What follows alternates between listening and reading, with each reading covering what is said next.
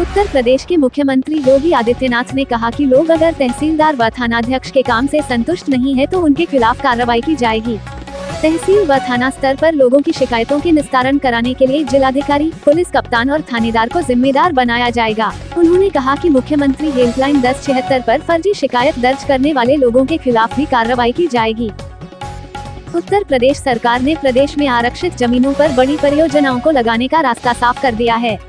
आरक्षित जमीनों को सामान्य जमीन से बदलने संबंधी प्रस्ताव को मंजूरी का अधिकार मंडलायुक्तों को दे दिया गया है। अभी तक इस प्रस्ताव को मंजूरी देने का अधिकार राजस्व विभाग शासन के पास था। उत्तर प्रदेश में फ्रंटलाइन कर्मियों का टीकाकरण आज से शुरू होगा। पहले दिन लगभग 2017 में 2 लाख स्वास्थ्य कर्मियों को टीका लगाया जाएगा। यूपी के सभी होमगार्डों की हाजिरी और मस्टर रोल का सत्यापन अब मार्च से ऑनलाइन होने लगेगा। इस नई व्यवस्था से अब अधिकारी इन होमगार्ड की हाजिरी और मस्टर रोल के सत्यापन में फर्जीवाड़ा नहीं कर सकेंगे। मस्टर रोल घोटाले के सामने आने पर सीएम ने इस संबंध में नई व्यवस्था करने को कहा था। लखनऊ की एक कोर्ट ने धन शोधन के एक मामले में निरुद्ध पूर्व खनन मंत्री गायत्री प्रसाद प्रजापति को 7 दिन के लिए प्रवर्तन निदेशालय की कस्टडी में भेज दिया है। लखनऊ, गोमती नगर के बाद अब ग्रुप ए श्रेणी के अफसरों के लिए सुल्तानपुर रोड स्थित सीजी सिटी चक गजरिया में बेहतर सुविधाओं वाले 2 टावर तैयार किया जा रहे हैं। CSI टावर्स तृतीय नाम से इन्हें 5 एकड़ में लखनऊ विकास प्राधिकरण लविप्रा द्वारा तैयार किया जा रहा है। लखनऊ में स्थित SJPGI में बेहद गंभीर हालत में भर्ती मरीजों के लिए कई सुविधाएं इस साल जून से शुरू हो जाएंगी। इस अस्पताल में इमरजेंसी ब्लॉक तैयार होने के साथ अति गंभीर मरीजों के लिए एयर एम्बुलेंस सुविधा भी शुरू हो रही है। निर्माणाधीन इमरजेंसी ब्लॉक का कार्य जून तक पूरा हो जाएगा। इससे PGI को लगभग 500 अतिरिक्त बेड मिल जाएंगे। इसके साथ ही एयर एम्बुलेंस के लिए रनवे सहित अन्य तैयारियां की जा रही हैं। इसे भी जून तक पूरा कर लिया जाएगा।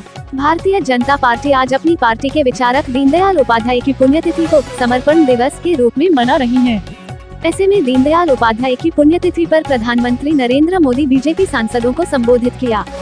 पंडित दीनदयाल उपाध्याय की पुण्यतिथि पर समर्पण दिवस कार्यक्रम में पीएम मोदी ने कहा, दीनदयाल उपाध्याय जी हमें हमेशा प्रेरणा देते रहे हैं। आज भी उनके विचार उतने ही प्रासंगिक हैं और आगे भी रहेंगे। जहां भी मानवता के कल्याण की बात होगी उनका एकात्म मानव दर्शन प्रासंगिक रहेगा।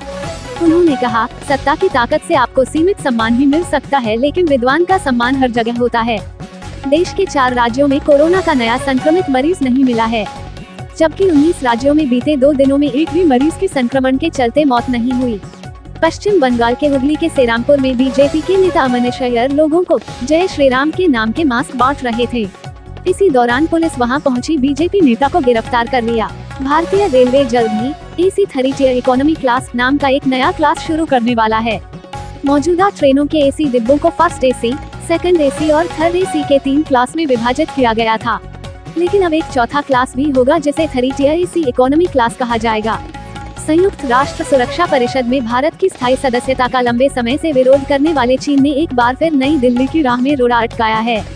वो सुरक्षा परिषद में स्थायी सदस्यता हासिल करने के भारत के दावे का समर्थन करने को तैयार नहीं है।